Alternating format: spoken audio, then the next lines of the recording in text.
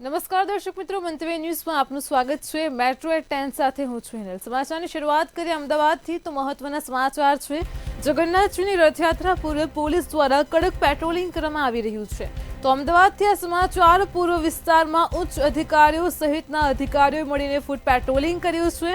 સંવેદનશીલ વિસ્તારોમાં પોલીસ દ્વારા ચેકિંગ હાથ ધરવામાં આવ્યું છે। તો કારંજ પોલીસ દ્વારા ફૂટ પેટ્રોલિંગ હાથ ધરાયું હતું।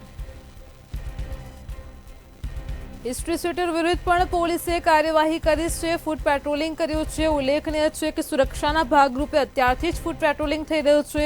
आगामी 27મી जूने 148મી जगन्नाथजीनी रथयात्रा योजावा जई रही छे। पूर्वे डीसीपी झोन 2 भरत राठौड़नी आगेवानीमां आज फूट पेट्रोलिंग करायुं छे।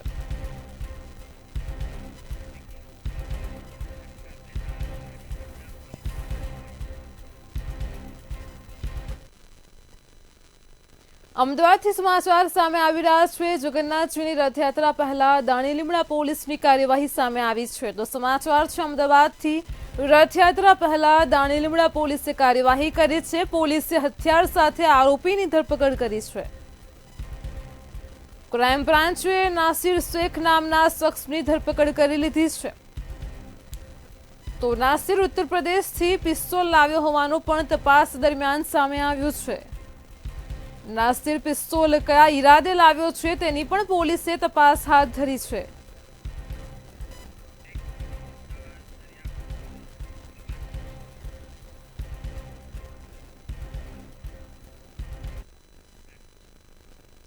અમદાવાદથી સમાચાર મળી રહ્યા છે। અમદાવાદના દરિયાપુર વિસ્તારમાં દિવાલ ધરાશયી થઈ છે। આજે ઘટના પ્રકાશમાં આવી છે। તેને લઈને આસપાસના સ્થાનિકોમાં પણ ભયનો માહોલ હતો। એકાએક દિવાલ ધરાશયી થઈ ગઈ। જેપી હાઈસ્કૂલની અંદરની દિવાલ ધરાશયી થઈ હતી। તો અમદાવાદના દરિયાપુરથી આ ઘટના છે। સમારકામની કામગીરી જોવા માટે બે વ્યક્તિઓ ધાબા ઉપર ગયા હતા અને તે દરમિયાન એકાએક દિવાલ ધરાશયી થતાં એક મજૂરનું મોત થયું છે। એક કોન્ટ્રાક્ટરનું પણ આ ઘટનામાં મોત થયું છે। દરિયાપુર પોલીસ અકસ્માતે મોતનો ગુનો નોંધીને સમગ્ર મામલે વધુ કાર્યવાહી કરી રહી છે। તો અમદાવાદથી આ ઘટના પ્રકાશમાં આવી છે। દરિયાપુરમાં દિવાલ ધરાશયી થયાની ઘટના છે। સમારકામની કામગીરી થઈ રહી હતી અને તે દરમિયાન બે વ્યક્તિઓ ધાબા ઉપર ચડ્યા હતા। આ કામગીરીને લઈને જોવા માટે તે દરમિયાન કરીમ ખાન પઠાણ અને લક્ષ્મણભાઈ મકવાણાનું મૃત્યુ થયું છે। એક કોન્ટ્રાક્ટર અને એક મજૂરનું મોત થયું છે। પોલીસે અકસ્માતે મોત નોંધીને સમગ્ર મામલે વધુ તપાસ પણ હાથ ધરી છે। તો અમદાવાદના દરિયાપુર વિસ્તારમાંથી આ ઘટના પ્રકાશમાં આવી છે। દરિયાપુરમાં દિવાલ ધરાશયી થયાની ઘટના બની હતી।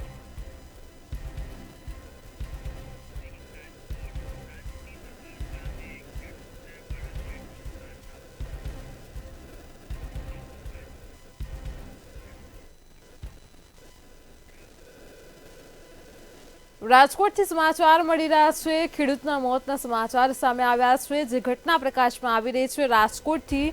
રાજકોટમાં શાંતિનગર ગામે ખેડૂતને બળદે ઢીક મારતા તેનું મોત થયું છે। ખેડૂત વલ્લભભાઈ વાડીએ વાવણી કરવા માટે ગયા હતા અને તે દરમિયાન આ ઘટના બની। વલ્લભભાઈ બળદને છોડવા માટે ગયા અને ત્યારે અચાનક બળદે ઢીક મારી। ઢીક મારતા વલ્લભભાઈ બેભાન થઈ ગયા હતા। તો રાજકોટથી આ ઘટના પ્રકાશમાં આવી છે। રાજકોટ સિવિલ હોસ્પિટલ લઈ જતા વલ્લભભાઈનું મૃત્યુ થયું છે। પરિવારમાં શોકનો માહોલ છે।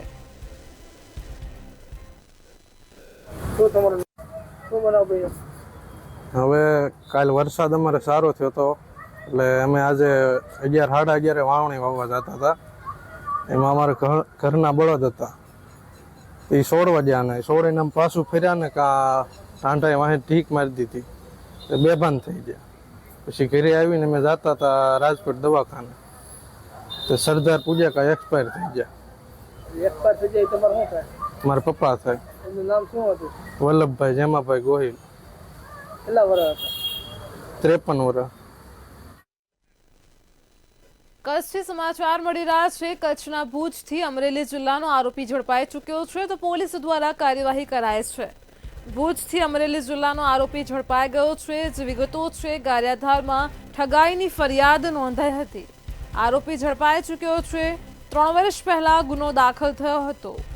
તો ભુજથી અમરેલીનો આરોપી ઝડપાયો છે. સમાચાર મળ્યા છે 3 વર્ષથી આરોપી નાસભાગ કરી રહ્યો હતો. પોલીસે તેને દબોચી લીધો છે.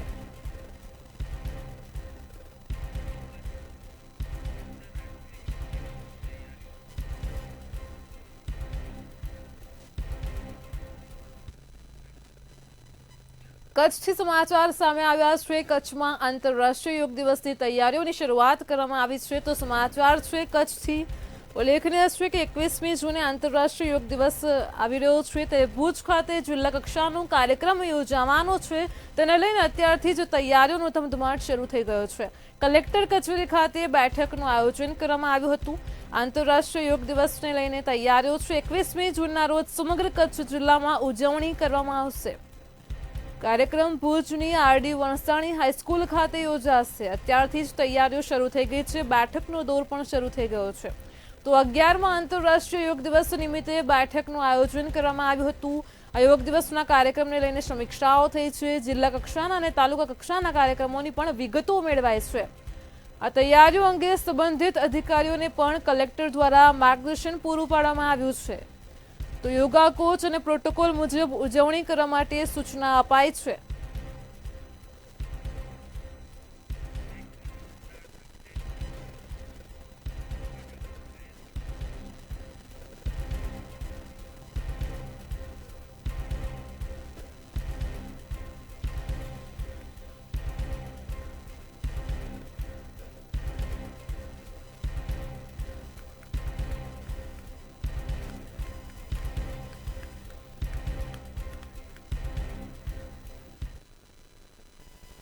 અમદાવાદમાં થયેલ વિમાન દુર્ઘટનાનો જે મામલો પ્રકાશમાં આવ્યો છે, આ મામલે અત્યાર સુધીમાં કુલ 190 મૃતકોના ડીએનએ સેમ્પલ મેચ થયા છે. તેમજ 157 મૃતદેહ પણ પરિવારજનોને સોંપાયા છે.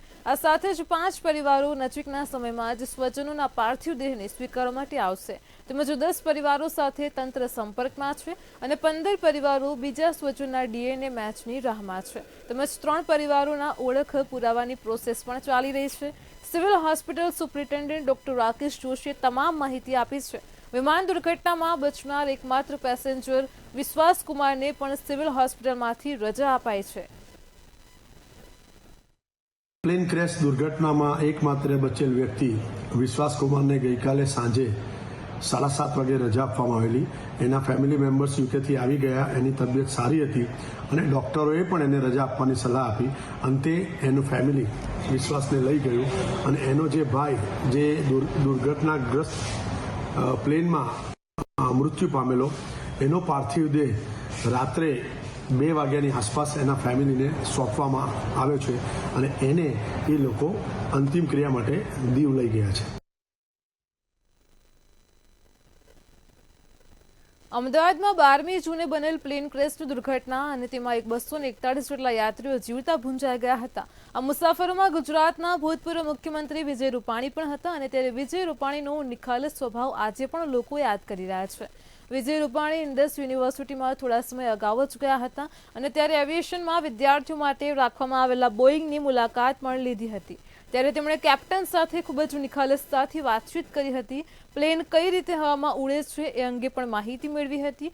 રૂપાણીએ કેપ્ટનની સીટ પર બેસીને ફોટા પણ પડાવ્યા હતા. એ તમામ આજે યાદ બનીને સૌ કોઈના દિલમાં છે.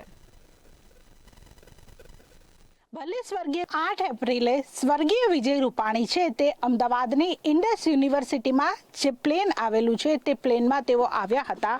આ જ સીટ ઉપર તેઓ બેઠા હતા અને તેમણે કેપ્ટન પાસેથી માહિતી મેળવી હતી કે પ્લેન છે તે કઈ રીતે ઉડાન ભરે છે. અત્યારે વિજય રૂપાણી આપણી વચ્ચે હયાત નથી, પરંતુ તેમની યાદો હજુ પણ આપણી વચ્ચે છે, કારણ કે કઈ રીતે તેમણે વિજય રૂપાણી સાથેની અહીંયાની મુલાકાત કેટલી યાદગાર છે. સર, વિજય રૂપાણી અહીંયા આવ્યા હતા, કઈ રીતે આખી યાદગાર મુલાકાત કઈ રીતે હતી અને તમારી સાથે વાતચીત શું થઈ હતી? જ્યારે ગુજરાતના ભૂતપૂર્વ મુખ્યમંત્રી શ્રી સ્વર્ગીય વિજય રૂપાણીજી લગભગ 8મી એપ્રિલના દિવસે ઇન્ડસ યુનિવર્સિટી અને વેસ્ટર્ન ઇન્ડિયા ઇન્સ્ટિટ્યૂટ ઓફ એરોનોટિક્સની મુલાકાત લીધી હતી જેમાં એમણે બોઈંગ 737ની પણ મુલાકાત લીધી હતી અને તેમણે આ જ કોકપિટમાં જ્યાં આપણે અત્યારે બેઠા છીએ એ કોકપિટમાં તમે મેડમ જે સીટ ઉપર બેઠા છો એ સીટ ઉપર એમણે બેસીને સૌથી પહેલાં તો એમણે જ્યારે કોકપિટમાં પ્રવેશ કર્યો ત્યારે એ બધી સ્વિચીસ ને બધું જોયું એમણે, અને પછી ત્યાં અને મને એક પ્રશ્ન એમણે પૂછ્યો હતો કે આ વિમાનમાં આટલી બધી સ્વિચો અને આટલા બધા મીટર ને બધું હોય છે તો તમે કઈ રીતે બધું યાદ રાખો છો? તો મને બરાબર યાદ છે. એટલે મેં એમને એમનામાં એક વિદ્યાર્થી જેવી ક્યુરિયોસિટી હતી અને એમણે એ બધું જાણવાની બહુ જ ઈચ્છા વ્યક્ત કરી હતી કે વિમાન કઈ રીતે ઉડે, અને એ પ્રમાણે મેં સરળ ભાષામાં એમને બધું સમજાવવાનો પ્રયત્ન કર્યો હતો. તો એ અમારા માટે એ રીતે બહુ જ યાદગાર મુલાકાત હતી. એટલે વિજય રૂપાણીએ એવું પણ પૂછ્યું હતું કે હવાઈ મુસાફરી કેટલી સેફ છે, એવી કોઈ વાતચીત થઈ હતી કે કેમ?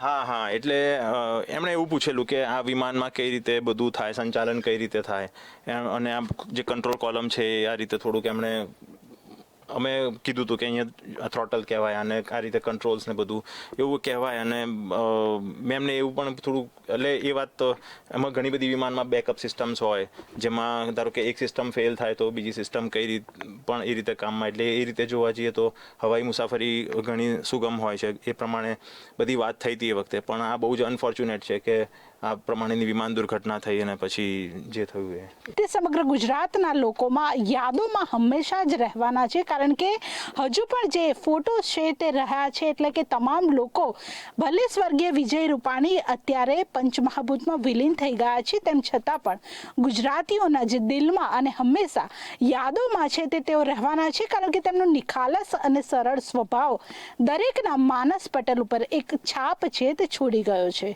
કેમેરા પર્સન કેતન શ્રીમાળી સાથે કિંજલ બોરીસા, મંતવ્ય ન્યૂઝ, અમદાવાદ. અમદાવાદમાં મેઘાણીનગરમાં પ્લેન ક્રેશમાં ઘણા લોકો મોતને ભેટ્યા છે અને ત્યારે અભિનવ પરિહાર પણ આજે સમગ્ર ઘટના સામે આવી. તેમાંથી એક વ્યક્તિ છે હસમુખ અને મળતાવળો સ્વભાવનો અભિનવ. આ દુનિયામાં નથી તેવું માનવા માટે કોઈ તૈયાર જ નથી. પત્નીને કોલ કરીને લંડન આવતા હોવાની જાણ કરી અને અમુક સેકન્ડમાં જ પ્લેન ક્રેશ થઈ ગયું હતું. પરિવારની આંખો હજુ પણ આંસુથી સુકાતી નથી, તેમજ હજુ પણ મા પોતાના વહાલ સોયાને શોધી રહી છે.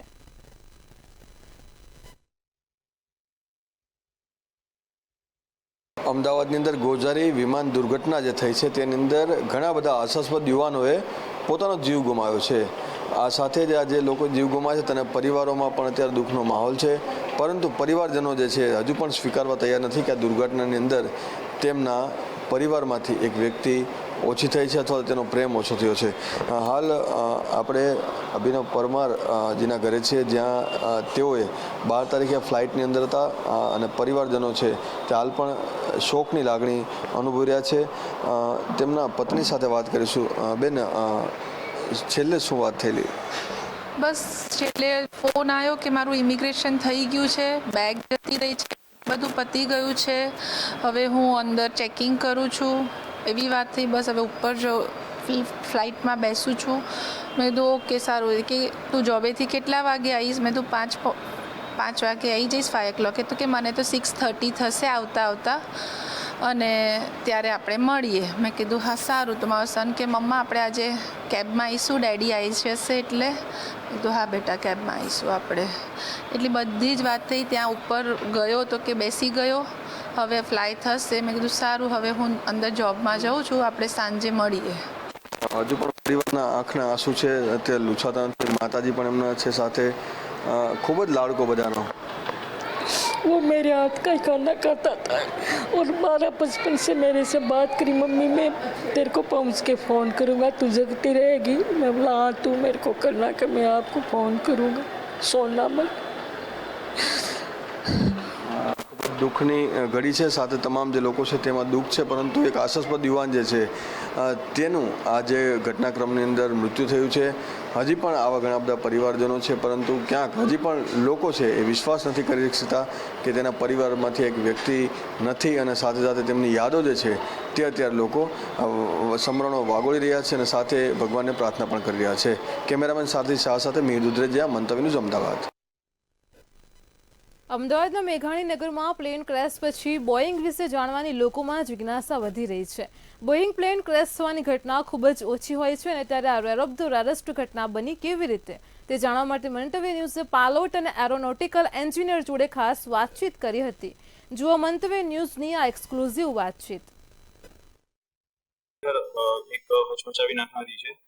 સામાન્ય રીતે વિમાનોના જે ક્રેશ થાય છે કે દુર્ઘટનાગ્રસ્ત થાય એમાં આટલી મોટા પ્રમાણમાં કેઝ્યુઅલ્ટીઝ નથી થતી, અને ખાસ કરીને એવી કેઝ્યુઅલ્ટી થઈ કે વિમાનમાં બેઠેલા મુસાફરો જે કેઝ્યુઅલ્ટી થઈ એમનું દુર્ઘટનામાં મૃત્યુ થયું, સાથે સાથે જમીન ઉપર જે હોસ્ટેલમાં જે લોકો બેઠા હતા, જે જમતા હતા, આસપાસના લોકો હતા, એ પણ એ લોકો મૃત્યુને ભેટ્યા અથવા તો બહુ ખરાબ રીતે દાઝી ગયા.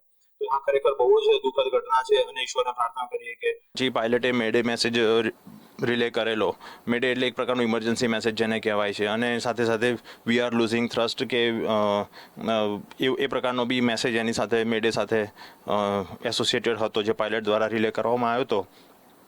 એટલે સંભવતઃ કદાચ બંને એન્જિન ફેલ થયા હોય એવું બની શકે. જો કે આ બહુ રેર કેસ, અને જનરલી એ બંને એન્જિન એકસાથે ફેલ થતા તો નથી હોતા, પણ પાયલટે જે પ્રમાણે મેડે પછી જે મેસેજ રિલે કર્યો હોય એ પ્રમાણે તો કહેવામાં આવી રહ્યું છે કે પાયલટે લેન્ડિંગ ગિયરની જગ્યાએ ફ્લેપનો ઉપયોગ કરી દીધો, ફ્લેપ રિટ્રેક્ટ કરી દીધા હોય, યાની કે એક પ્રકારનો હકીકતમાં એ વાત તદ્દન પાયાવિહોણી છે, અને કદાચ આ દુર્ઘટનાનો દોષનો ટોપલો પાયલટ ઉપર ઢોળવા માટે કદાચ આ પ્રમાણેનું કરવામાં આવી રહ્યું હશે. પણ તમે આપ જોઈ શકો છો પાયલટ ઉપર જે પ્રમાણે, અગર કોઈ એ પ્રમાણે કહે છે કે ફ્લેપની જગ્યાએ લેન્ડિંગ ગિયરની જગ્યાએ ફ્લેપનો રિટ્રેક્ટ કરવાની કોશિશ કરી છે, તો હું તમને આપને કોકપિટમાં બતાવી દઉં કે ટેક ઓફ કર્યા પછી આ લેન્ડિંગ ગિયરનું લીવર છે. લેન્ડિંગ ગિયર ઓપરેટ કરવું હોય તો એને આ રીતે બહાર તરફ ખેંચીને ઉપર કરવાનું હોય છે. એટલે આ કંટ્રોલ ટોટલી અલગ છે, અને ફ્લેપનો કંટ્રોલ આ છે કે, અને ફ્લેપ બી હાથ વાગવાથી આ ફ્લેપ ઓપરેટ નથી થતો. એના માટે આ રીતે સ્ટેપ બાય સ્ટેપ આ રીતે ઓપરેટ થાય છે, આપ જોઈ શકો છો. એટલે ટેક ઓફ માટે આ પ્રકારે આને તમે, એટલે બંને કંટ્રોલ અલગ છે, બંનેને ઓપરેટ કરવાની મેથડ અલગ છે, અને જે પ્રમાણે પાયલટોના અનુભવ હતા અને પાયલટોએ જે પ્રોફેશનલિઝમનું એક્ઝિબિટ કર્યું છે, જે પરફોર્મ કર્યું છે, તે ખરેખર અદ્ભુત છે. અને પ્રાથમિક નજરે તો આમાં કોઈ પાયલટનો દોષ હોય એવું લાગતું નથી. બ્લેક બોક્સ લગાવવામાં આવે છે. બ્લેક બોક્સ માટે આ જગ્યા એટલા માટે પસંદ કરવામાં આવે છે કારણ કે અત્યાર સુધીનો રેકોર્ડ છે કે કોઈ પણ વિમાન દુર્ઘટનાઓ થઈ છે તો જે એમ્પેનેજ એટલે કે વિમાનનો જે પાછળનો ભાગ હોય એ થોડો સલામત રહેતો હોય છે. આ વખતે બી AI-171 માં આપણે જોયું હશે કે એમ્પેનેજનો જે ભાગ છે એ બિલ્ડિંગના ધાબા ઉપર એઝ ઇટ ઇઝ પોઝિશનમાં અટકી ગયેલો, એટલે ત્યાંથી બ્લેક બોક્સને ડેમેજ થવાની શક્યતા બહુ ઓછી હોય. અમદાવાદ પ્લેન દુર્ઘટના પછી રથયાત્રા સાદગીપૂર્ણ રીતે નીકળશે તેવી એક વાત વહેતી થઈ હતી, અને ત્યારે આ મુદ્દે હજુ જગન્નાથ મંદિરના મહંત દિલીપદાસજી બાપુનું નિવેદન સામે આવ્યું છે. દિલીપદાસજી મહારાજે જણાવ્યું હતું કે હજુ સુધી અમને રથયાત્રા મુદ્દે એક વિશેષ બેઠક થશે, પરંતુ હાલ પૂરતો એવો કોઈ પણ નિર્ણય લેવામાં નથી આવ્યો કે રથયાત્રા સાદગીપૂર્ણ રીતે નીકળશે. રથયાત્રા જે પ્રમાણે પરંપરાગત રીતે નીકળે છે તેવી રીતે જ નીકળશે. ભગવાન જગન્નાથજીની રથયાત્રા નિમિત્તે હમણાં કોઈ જાતની કોઈ ચર્ચા વિચારણા કે કોઈ બેઠક કરવામાં આવી નથી, અને જ્યારે પ્રશાસન દ્વારા બેઠક થશે ત્યારે આપ સૌને જણાવવામાં આવશે. મોટી જે દુર્ઘટના થઈ છે એ લોકો એમાં વ્યસ્ત હોવાથી હજી કોઈ સુધી ચર્ચા વિચારણા થઈ નથી, ને જ્યારે થશે તો આપને સૌને જણાવવામાં આવશે. હમણાં કોઈ મંદિર પ્રશાસન તરફથી કોઈ એવું સ્ટેટમેન્ટ કે કોઈ એવું આપવામાં આવ્યું નથી. અમદાવાદમાં ભગવાન જગન્નાથજીની 148મી રથયાત્રા યોજાવાની છે, અને ત્યારે આ રથયાત્રાના રૂટનું કોર્પોરેશને નિરીક્ષણ કર્યું હતું. રથયાત્રા રૂટમાં ઘણા જર્જરિત મકાનો આવેલા છે. આ મકાનોની છતો કે ગેલેરી ગમે ત્યારે ધરાશયી પણ થઈ શકે છે. ત્યારે જર્જરિત મકાનોને નોટિસ બાદ કાટમાળ ઉટાડવાની કામગીરી પણ હાથ ધરાઈ છે. અસ્ટોડિયા પાસે આવેલા રંગાટી બજારમાંથી કામગીરી શરૂ કરાઈ છે. અમદાવાદ શહેરની અંદર 148મી રથયાત્રા નીકળવાની છે, અને રથયાત્રાને લઈને અમદાવાદ મ્યુનિસિપલ કોર્પોરેશન શહેરના જે રથયાત્રા રૂટ છે, જ્યાં ભયજનક મકાનો આવેલા છે, ત્યાં તેની ડિમોલેશનની કામગીરી હાથ ધરવામાં આવી છે. જે પ્રમાણે અહીં જે એક નોટિસ લગાવવામાં આવી છે કે આ બિલ્ડિંગ છે તે જર્જરિત છે, અને આવી નોટિસો જે છે આખા રથયાત્રા રૂટની અંદર જે જૂના મકાનો જે આવેલા છે ત્યાં લગાવવામાં આવી છે. અને હાલ જે કામગીરી કોર્પોરેશન દ્વારા જે કરવામાં આવે છે કે જ્યાં જ્યાં પણ આ રીતની જે જર્જરિત વસ્તુઓ જે મકાનો આવેલા છે તેને ઉતારી પાડવાની કામગીરી છે તે હાથ ધરવામાં છે, જેના લીધે કોઈ નુકસાન છે તે ના થાય, અથવા તો જે રથયાત્રા રૂટ જે છે તે દરમિયાન રથયાત્રામાં આવતા જે લોકો છે તેને નુકસાન ના થાય તેની કામગીરી હાથ ધરવામાં છે. સ્થાનિક આપણી સાથે છે. અચ્છા, જે પ્રમાણે આપણા વિસ્તારમાં જે કામગીરી કરવામાં આવે છે અને નોટિસો પણ પાઠવવામાં આવેલી છે.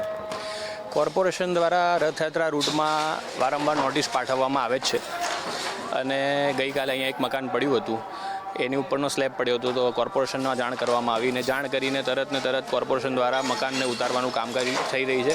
રથયાત્રા રૂટ છે, ઐતિહાસિક રૂટ છે અને રોડ ઉપર જેટલા પણ ભયજનક મકાનો છે એ પણ અત્યારે કોર્પોરેશનની ટીમને બતાવવામાં આવ્યા છે કે જેને ગેલેરીઓ તૂટેલી હોય, જે રસ્તાઓ જે રોડ ઉપર મકાન બિસ્માર હાલતમાં હોય તો એ બધા જ મકાનોનું આગળના છજા કે જે પણ હોય એ બધું ઉતારી અને ભયજનક જે મકાન હોય એને દૂર કરવું જોઈએ કે જેથી કરીને રથયાત્રામાં જે પણ લોકો આવે દર્શન કરવા માટે ભગવાનના, તો તેમને યોગ્ય રીતે આવીને જોઈને જાય, કોઈની જાનહાનિ થાય નહીં. અચ્છા, ભૂતકાળમાં પણ આવી એક ઘટના જે છે તે અમુક વિસ્તારમાં થયેલી, એના તકેદારીના રૂપે આજે કાર્યવાહી થઈ રહી છે, કેટલું જરૂરિયાત છે? ખૂબ જ જરૂરિયાત છે અને આની અંદર પર્ટિક્યુલર જે દેવરસિંહભાઈ છે એ ખૂબ સરસ કામ કરી રહ્યા છે. આખો પટ્ટો એટલે આસ્ટોડિયા રંગાટી બજાર અત્યારે રથયાત્રાનો મેઇન રૂટ છે. આની અંદર જેટલા બી ભયજનક મકાનો છે એમની દેખરેખ હેઠળ, એમના માર્ગદર્શન હેઠળ જે બી જેમને લાગે એ કોર્પોરેશન દ્વારા જાણ કરીને એમને તોડી પાડવાની કામગીરી ચાલી રહી છે. કારણ કે લોકોને વારંવાર નોટિસ આપ્યા પછી પણ એ લોકો પોતે તોડાવતા નથી એમ, અને કોર્પોરેશને રથયાત્રા રૂટને ધ્યાનમાં રાખીને કોઈ મોટી જાનહાનિ ના થાય એના માટે વિશેષ પગલાં લઈને દેવરસિંહભાઈને સાથે રાખીને અને આ રૂટ આજે આખા આસ્ટોડિયા રંગાટી બજારના આખા જે રોડ ઉપર જે ભયજનક મકાનો છે એને તોડી પાડવાની સરસ કોર્પોરેશન દ્વારા કામગીરી કરવામાં આવે છે અને ખરેખર બહુ સરાહનીય પગલું છે કે કોર્પોરેશનને ખબર છે કે અહીંયા રથયાત્રામાં લોકો મોટી સંખ્યામાં દર્શન કરવા આવે છે, બાળકો, લેડીઝને, જેન્ટ્સને બધા હોય છે, કોઈ મોટી જાનહાનિ ના થાય એના માટે તકેદારી રૂપે અમને ખૂબ સરસ પગલાં લઈ લીધા છે. એના માટે કોર્પોરેશનને ખૂબ ખૂબ ધન્યવાદ અને દેવરસિંહભાઈને બી ખૂબ ખૂબ ધન્યવાદ કે ખૂબ સરસ કામ કરી રહ્યા છે. એક જ સારી કામગીરી સાથે તકેદારી માટેની કામગીરી છે તે કરવામાં આવી છે. તમામ વારંવાર નોટિસો પાઠવ્યા બાદ પણ જો આ જે લોકો મકાન નથી ઉતારતા ત્યારે કોર્પોરેશન આ પ્રમાણેની કામગીરી કરી છે જેનાથી લોકોને જે જાનમાલને નુકસાન થતું બચાવી શકાય. કેમેરામેન સારથી શાહ સાથે મીર દુધરેજિયા, મંતવ્ય ન્યૂઝ, અમદાવાદ. અમદાવાદ શહેર વિકાસ સત્તામંડળ બોર્ડ બેઠકમાં ઓડા વિસ્તારોને લગતી જુદી જુદી બાબતો વિશે ચર્ચા કરવામાં આવી હતી. આ બાબતો પર ચર્ચા વિચારણા થઈ છે, જેમાં મહત્વપૂર્ણ નિર્ણયોમાં ઓડા વિસ્તારોમાં માળખાકીય સુવિધાના અમલીકરણ હેતુ માટે ડેવલપમેન્ટ ચાર્જની રકમમાં લગભગ વર્ષ 2005 પછી પહેલી વખત વધારો કરવા માટે સરકારમાં દરખાસ્ત મંજૂર કરવામાં આવી હતી અને હવે સરકાર આ બાબતે કેટલો ભાવ વધારો મંજૂર કરે છે તેના ઉપર સૌ કોઈની નજર રહેલી છે. તો વાણિજ્ય હેતુ માટે 60 રૂપિયા પ્રતિ ચોરસ મીટર છે ખુલ્લી જમીનના, અને મહત્તમ ઇન્ડસ્ટ્રીયલ હેતુ માટે 75 રૂપિયા પ્રતિ ચોરસ મીટર છે. અગાઉ કેટલો હતો? અગાઉ જે હતા વાણિજ્ય હેતુ માટે એ 15 રૂપિયા હતા બાંધકામ માટે અને ખુલ્લી જમીન માટે 5 રૂપિયા હતા. તો આ 15 રૂપિયાના 60 રૂપિયા થયેલા છે અને 5 રૂપિયાના પણ આપણે 60 રૂપિયાનો ભાવ કરેલો છે. એટલે બાંધકામ આપણા ત્યાં આગળ કોમર્શિયલ અને રેસિડેન્શિયલ પ્રકારનું વધારે થતું હોય છે. સુરેન્દ્રનગરમાં લખતરના અનેક વિસ્તારોમાં રખડતા ઢોરનો ત્રાસ દિવસે ને દિવસે વધી રહ્યો છે. વારંવાર પશુઓના હુમલાના કારણે લોકો પણ ગંભીર રીતે ઇજાગ્રસ્ત થઈ રહ્યા છે. 8 વર્ષનો બાળક ઘરની બહાર રમી રહ્યો હતું અને તે દરમિયાન રખડતી ગાયે બાળકને શિંગડે ભરાવી ઉછાળી ખૂંદતા બાળક ગંભીર રીતે ઇજાગ્રસ્ત થયો હતો. ઇજાગ્રસ્ત થતાં તેને સારવાર માટે હોસ્પિટલ ખસેડ્યો છે. સીજે હોસ્પિટલની અંદર તેને દાખલ કરવામાં આવ્યો છે. સમગ્ર ઘટના સીસીટીવી કેમેરામાં પણ કેદ થઈ હતી. તંત્ર દ્વારા રખડતા ઢોર પર નિયંત્રણ લાવવું જોઈએ તેવું ગ્રામજનો દ્વારા માંગ કરાય છે. હા, આની રજૂઆત કેટલી વાર આપણે કરીએ પણ કોઈ આની આગળ કંઈ કાર્યવાહી કરતું નથી. લાઇટલામાં વારંવાર ઢોરા અમને બહુ પરેશાન કરે છે. 10 દી પહેલાંય તે આવી રીતે અમારા ઘર પાસે બાજ્યા હતા અને ખાટલો ભાંગી નાખ્યો, મારી ગાડીને ખોબો પાડી દીધો, ઈજા આપી, આવું બધું થાય. પણ અમે કહેવા જઈએ તો અમારી સાથે બાજવા આવે. આની રજૂઆત તમે કોને કોને કરેલી? સરપંચ અને મામલેદારમાં બંને રજૂઆત કરી હતી. મારા છોકરાનો છોકરો રમતો હતો અને આખલા એ ફૂંદી નાખ્યો એટલે અમે ગયડા રાયડું પાડી એટલે અને પછી અમે લઈ ગયા સુરેન્દ્રનગર દવાખાને સીજીમાં. હું મારા ભાઈ આયા કરતા હતા ને એને તારે મને આકરાય પાડી દીધો હતો. પછી મને ટુંડી રાખો. પછી મેં હાથ પાડો ને મારી બા એમને તાઈ મારી બાને આવા અને પછી ટુંડા ગઈ રેડિયામાં દવાખાને. ગાય દ્વારા તેઓની ઉપર હુમલો કરતા બાળકને ઈજા પહોંચી હતી. તેમને સુરેન્દ્રનગર સારવાર માટે લઈ ગયેલ. નસીબ જોગે બાળકને વધુ ઈજા થયેલ નથી. પરિવારજનો તથા આજુબાજુના રહેવાસીઓને જાણ થતાં બાળકનો બચાવ થયેલ છે. આમ લખતર તાલુકામાં રખડતા ઢોર બાબતે સંબંધિત કચેરીને સૂચના આપવામાં આવશે અને આગળની કાર્યવાહી કરવા સૂચના આપવામાં આવશે. વડોદરા મહાનગરપાલિકા દ્વારા હાથ ધરવામાં આવેલા વિવિધ વિકાસના કાર્યોમાં વિલંબ થતો જોવા મળી રહ્યો છે. બીજી તરફ પાલિકા દ્વારા પ્રી મોન્સૂનની કામગીરી પૂર્ણ કરી દેવાઈ હોવાના દાવાઓ કરવામાં આવે છે અને તેવા સમયે વડોદરામાં ખાડાઓનું સામ્રાજ્ય પણ ઊભું થયું છે. ઇજારદાર દ્વારા ખોદેલા ખાડાઓમાં જો કોઈ અકસ્માતે પડી જશે તો તેના માટે જવાબદાર કોણ રહેશે? આ રોડ પર ખોદવામાં આવેલા ખાડાઓ પર જરૂરી બેરિકેડિંગ અને જાળી લગાડવાની કામગીરી પણ ધીમી ગતિએ કરવામાં આવતા હવે રાહદારીઓ અને વાહન ચાલકોને ભારે હાલાકી વેઠવી પડે છે. આજે આવા રોડ પર જ્યારે એમ્બ્યુલન્સ જતી હોય, ટ્રાફિક જામ થતો હોય, ત્યારે ફટાફટ તમારે અહીંયા ચલો કામ તમે હમણાં બંધ કર્યું છે તો તમારે અહીંયા આખું બેરીકેડથી ઢાંકીને આ રોડને ચાલુ કરી દેવાય તો ટ્રાફિક જામ ના થાય.